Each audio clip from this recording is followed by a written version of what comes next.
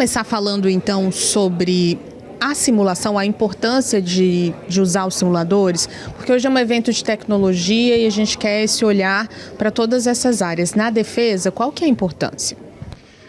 Tem diversas utilidades, né? Eu respondo pela chefia do preparo, que no caso do Exército, ela é responsável por preparar a instrução para 154 mil militares. E nós temos muitas atividades que são de risco, então o emprego de simuladores, a primeira grande vantagem é diminuir esses riscos, né?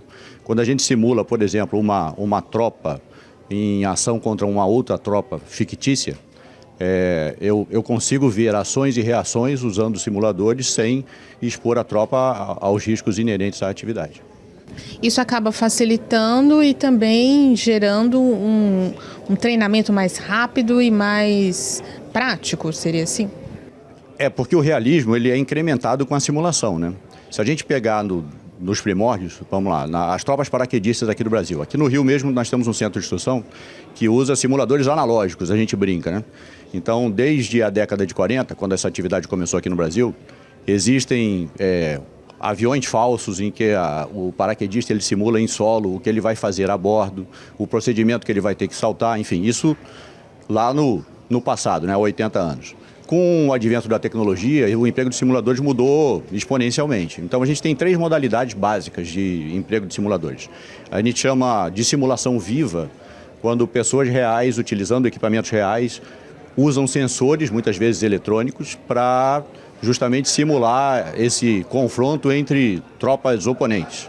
Isso é um tipo de simulação. Tem um outro tipo que a gente chama de simulação virtual. As pessoas são reais, mas os equipamentos são virtuais, o ambiente é controlado, enfim. Isso permite, por exemplo, que uma tripulação de helicóptero treine num cockpit idêntico à aeronave, com situações meteorológicas controladas, com panes controladas, e aí a gente verifica as reações dessa tripulação diante dessas ações inopinadas, né? E tem uma terceira ainda modalidade que é a simulação construtiva.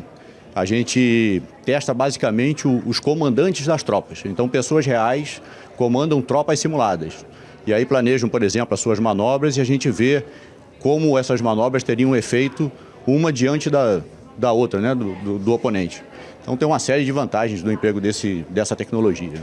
Uma última pergunta, general. Qual que é a importância, então, do investimento na área da defesa, pensando nos avanços tecnológicos que são importantes, inclusive para o treinamento da tropa? Então, nós temos, além dessa vantagem do risco, tem a própria economicidade, né? Por mais que a gente gaste na aquisição dos simuladores, ele se paga a médio prazo. Por exemplo, quando eu deixo de atirar, um tiro de fuzil custa R$10, mas um tiro de artilharia pode custar 20, 30 mil reais. Então, a gente estima um centro de adestramento por ano economiza mais de 11 milhões só em tiros que deixam de ser executados, com quase o mesmo realismo, ainda que não substitua a atividade real, ele chega bem perto disso. E tem até danos ambientais que são evitados. Por exemplo, um tiro de artilharia ele vai gerar um efeito no solo, né, uma cratera, enfim. Isso deixa de ser feito com o emprego de simuladores. Então a economia, um investimento que acaba gerando economia. Sem dúvida. E, além disso, a gente tem o próprio desenvolvimento da tecnologia, né? Então, nós temos engenheiros militares próprios nas Forças Armadas e fazemos convênios com universidades federais e particulares, além das indústrias, em geral, brasileiras que nos auxiliam, né, no desenvolvimento desses simuladores.